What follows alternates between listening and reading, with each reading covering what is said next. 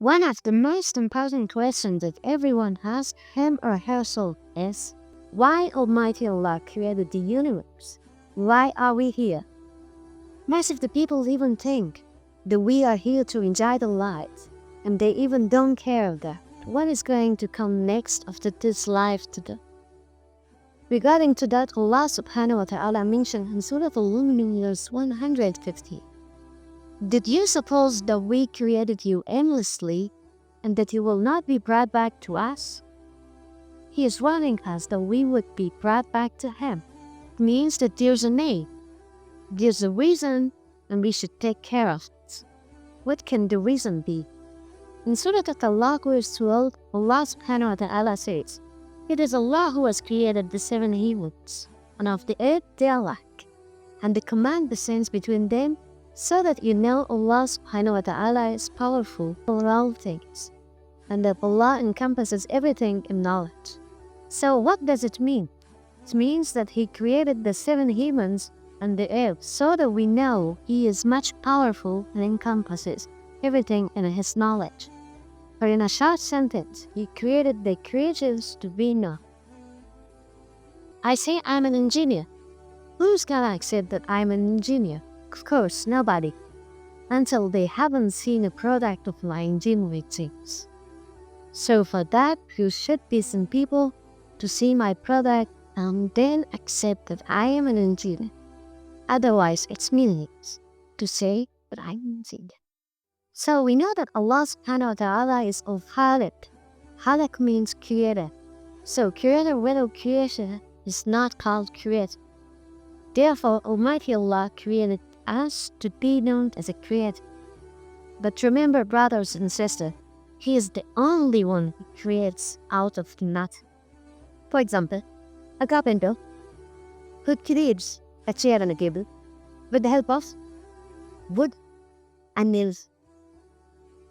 But the wood has been obtained from the trees, which has not been created by the carpenter, not by human beings, but by Allah subhanahu wa ta'ala. The nails have been obtained from metal, which have been obtained from what? Which again is a creation of Allah subhanahu wa ta'ala. So all the creation done by human beings, they're dependent on basic elements, all of which have been created by Allah subhanahu wa ta'ala. So this type of creation, to create something from something, is a limited type of creation. The ultimate and the true creation is to create something from nothing. And this, no one besides Allah subhanahu wa ta'ala can. Or another example, let's say Earth is great, but it is impossible to say it's great unless a smaller substance is there. But if the moon is beside it, then we can accept that it is great. So in order to know that the Earth is great, there should be a smaller substance like moon or anything else. Almighty Allah is great. So there should be some creatures that can comparison. We can know that He is great. And there are lots of examples to clearly show that the reason of creation is to know. It means Almighty Allah started creation to be known. And among all the creatures, He is testing humans and genies. Because we are the only creatures who have the power of thinking.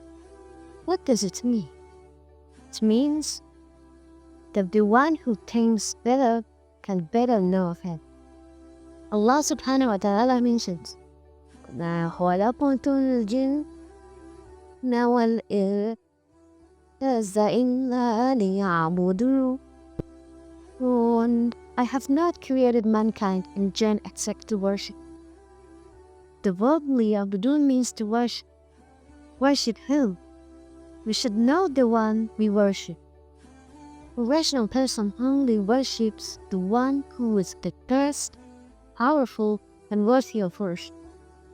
So, who is He? Certainly there's a creator. And that creator deserves to be acknowledged.